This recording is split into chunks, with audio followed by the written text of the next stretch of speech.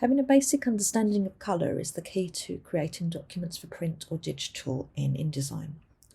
So I'm just going to have a quick look at the three main colour models and how you can change and manage that within InDesign. When I set up a new document, I can choose whether I'm using a print workspace or a web or mobile workspace. If I choose print, it will set me up in a colour workspace suitable for print, which would be CMYK. If I choose web, it will set me up in a workspace suitable for the web, which is red, green and blue RGB. And this will affect your work in different ways. If I set up a print workspace and then look at the swatches panel, so colour swatches, you can see that the colours it's brought in for me are CMYK. CMYK stands for cyan, magenta, yellow and key, which is black. So these four colours are the base inks which can be combined to create a huge spectrum of different colours. Because it's based on a combination of the colour inks, it's suitable for creating documents for print. RGB stands for red, green and blue. This is the colour that's rendered through the emission of light on the screen of a digital device. That could be a desktop, laptop, tablet, ebook reader. They're made up of red, blue and green lights which combine in different ways to create different colours.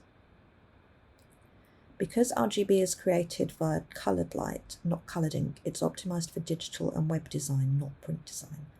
So you should be looking to use an RGB colour mode when creating designs for digital publishing, such as ebooks, or for online use, such as web banners.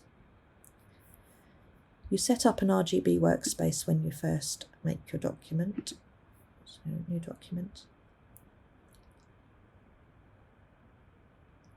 Remember, we have the options here for print, which will give you CMYK, or web or mobile, which will give you an RGB.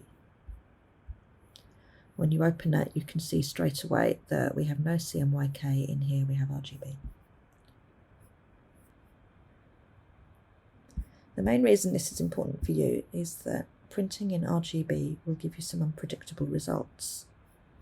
So if I just recolour these circles in RGB, cyan, magenta and yellow, and copy and paste them into my workspace that's already set up for print, you'll see the colours are totally different. That's what will happen if you work in an RGB workspace and then send it to print. So working in RGB, what you see is what you will get on the screen. Working in CMYK, what you see is what you'll get in print.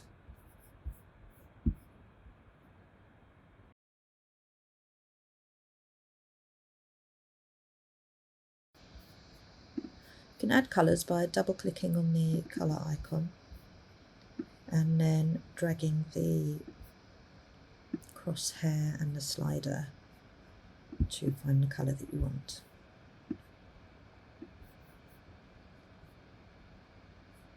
You can also put the colour codes in directly or adjust the colours in here. When you've got the colour you want, you can add it as a swatch. So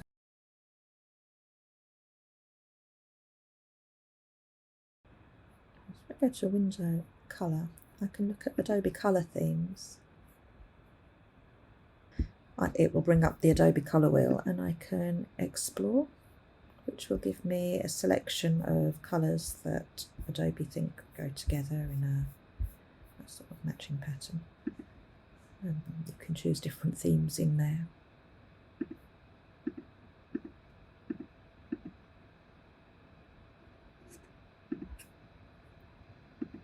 I can go to My Themes, where I would save my own templates and swatches.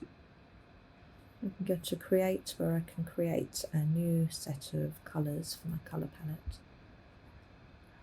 I can choose to input the colours directly, or I can look at the colour wheel. I can choose a colour rule, which will give me colours that are together in the colour wheel, or opposite.